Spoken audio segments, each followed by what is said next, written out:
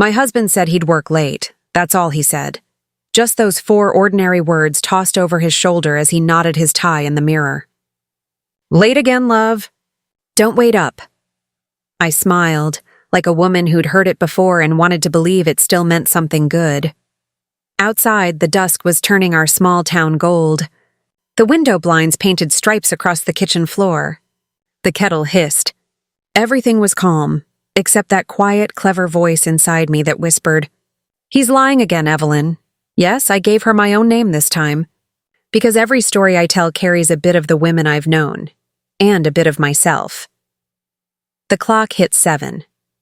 Then 8. Then 10, no calls, no messages. I told myself he was busy, that maybe the office had a crisis. But I'd been married to Thomas Reed for 23 years, and I knew the sound of his lies.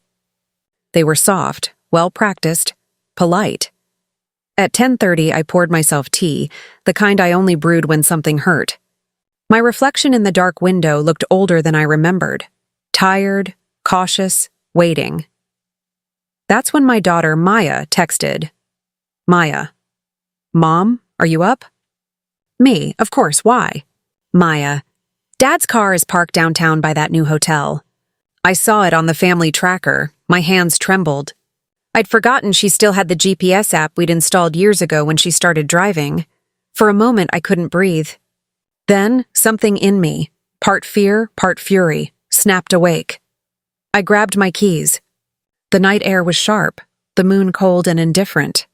My heart pounded against the steering wheel as I followed that blinking blue dot on my phone.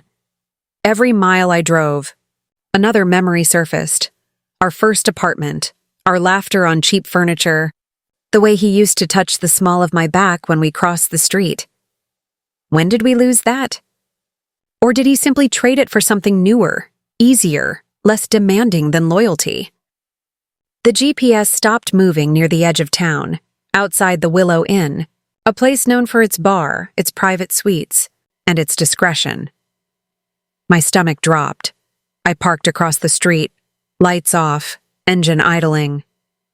The air smelled like rain and lilacs. Through the lobby window, I saw him, Thomas, my husband. He was at the counter, laughing softly with the woman beside him. Her hair was red, wild, her hand resting on his arm like it belonged there. He looked younger in that light, freed from the weight of home, of me. I should have screamed. Burst inside. Made a scene, but I didn't. I watched, silent as snowfall, as they took the elevator together. My heart cracked but didn't shatter. It simply grew cold and still, like glass left in winter. The drive back felt endless. The road shimmered with tears I wouldn't let fall. I replayed the night in my head, every detail burning itself into my memory. By the time I reached our driveway, something inside me had changed. I didn't feel broken. I felt done. I sat there in the car until dawn painted the world pale pink. Then I whispered, "No more," and that was the last night I ever waited for him. Morning arrived too bright. Too clean for the kind of night I'd had. The coffee smelled burnt, the silence of the kitchen louder than any argument. Thomas came home just before 7. He looked like a man who'd slept well, hair tousled, tie gone, his breath tinged faintly with mint and guilt. "Morning," he said, casual as ever. "You're up early," I didn't answer. I just looked at him, really looked. The man I'd loved since I was 22, now standing in our kitchen with a lie still warm on his lips. He kissed my cheek, the same place he always did. But my skin didn't recognize it anymore. Over the next few days, I played my part. Breakfast on time. Laundry folded. Small talk about bills and weather. But beneath the stillness, my mind worked like a clockmaker. I started noticing patterns. Late meetings. Unexplained gas receipts. Perfume that wasn't mine clinging to his shirts. It wasn't anger that guided me. It was clarity. One night when he showered, I unlocked his phone. He never changed the passcode. He thought I trusted him too much for that. Maybe once I had. Inside, I found what I already knew but dreaded to see. Messages, photos, reservations under fake names. Her name was Lena Carter, an interior designer he'd met during an office renovation. Their conversations weren't crude, they were worse. They were intimate. She knew his favorite breakfast, his childhood dreams, the way he liked his coffee, things that used to belong to me. That night, I sat in the living room with an old shoebox of memories. Wedding photos, postcards, movie tickets. The story of us, back when us meant something. I found the letter he wrote me on our 5th anniversary. I'll always choose you, Evie. Even when the world changes, I won't. I laughed softly. The kind of laugh that comes from the edge of heartbreak. People don't realize how grief feels when the person you're mourning is still alive. A week later, he said, I might need to travel next weekend. Big client in Denver, I nodded. Take your time. You work too hard. He smiled, relieved, believing I was still the same wife who'd wait at the window with soup and patience. But that night, I opened a new bank account in my name only. Moved my savings, changed my will. I wasn't preparing for war. I was preparing for freedom, my daughter called that night. Mom, have you talked to Dad lately? He's been weird with me. I hesitated. Sweetheart, sometimes people drift, she paused. Are you two okay? I looked at the photo of Thomas on the mantel, his arm around me, our smiles wide and naive. Yes, I said gently. But your mother is learning how to be okay on her own. Too. There was silence, then her quiet, brave reply. I'm proud of you, Mom. A few days later, I drove to that same hotel, not to catch him again, but to thank it. That building, with its cold windows and careless secrets, had set me free, standing across the street. I realized something. I didn't need to confront him to reclaim my dignity. I didn't need a dramatic ending to write my next chapter. All I needed was the courage to walk away while I still remembered who I was. That night, I wrote my plan in a journal, one line at a time. Find peace before revenge. Leave with grace. Not noise. Build something of my own. By the time I set down the pen, I was no longer the betrayed wife. I was a woman reborn. The morning light slipped through the curtains like a quiet blessing. It had been nearly a year since I left. My hair was longer now, streaked with silver I no longer tried to hide. My hands were rough from work and paint, but they were my own. Capable, steady, unshakable. Every morning I walked to the cliffs with my tea, listening to the waves whisper their secrets. There was peace in routine. There was freedom in solitude. I wasn't lonely anymore. I was becoming one windy afternoon I heard a knock. It was Michael, my old neighbor from the city, the quiet man who used to fix his fence while I watered my roses. I was passing through, he said with a shy smile. Heard you were living out here. He looked around the cottage, the art, the sunlight. It suits you. I poured us tea, and for the first time in a long time, I let conversation flow easily. We talked about books, storms, and the ridiculous price of city parking. When he left, he said, You seem happy, Evelyn. And I was. That summer, the town hosted its annual Sea Festival. Music, crafts, laughter echoing through the streets. Elise convinced me to display my paintings again. This time they weren't just seascapes. They were portraits. Women standing in waves, women rising from shadows, women laughing with the sun behind them. One piece caught everyone's attention. A figure walking away from a burning bridge, barefoot, unafraid. A journalist asked, What does it mean? It means she finally stopped apologizing for saving herself, I said. People clapped softly like they understood. Because maybe, deep down they did. Weeks later, a letter found me. The handwriting was familiar. Thomas is Evelyn. I hope you're well. I won't ask you to come back. You were right. I made choices that broke us both. I'm in therapy now. I'm trying to understand the man I became. You were always stronger than I ever knew. Take care. I read it once, then again. And I felt nothing heavy. No bitterness. Just a quiet gratitude that he was facing himself. Forgiveness, I realized, wasn't a door I needed to open. It was a window I'd already climbed through. One evening, while cleaning up after the festival, a woman approached me. She was from a small gallery in the city, said she'd seen my work and wanted to host a solo show. A year ago, I would have hesitated, doubted myself, waited for permission. But not now. Tell me when, I said. I'll be ready. That night, I stood outside beneath the stars, whispering to the wind, "See, Mama? I made it." And maybe it was the sea, or maybe it was grace, but I swear I felt a soft warmth on my cheek, like a mother's kiss. He came to visit more often after that, always with something small, fresh bread, a book, a bunch of wildflowers. We never labeled what it was between us, and that was okay. Sometimes two souls just walk beside each other for a while, quietly mending. He never asked about Thomas. He just asked, "How's your art today?" And every time I smiled. Months later, I stood in that city gallery, surrounded by lights and whispers.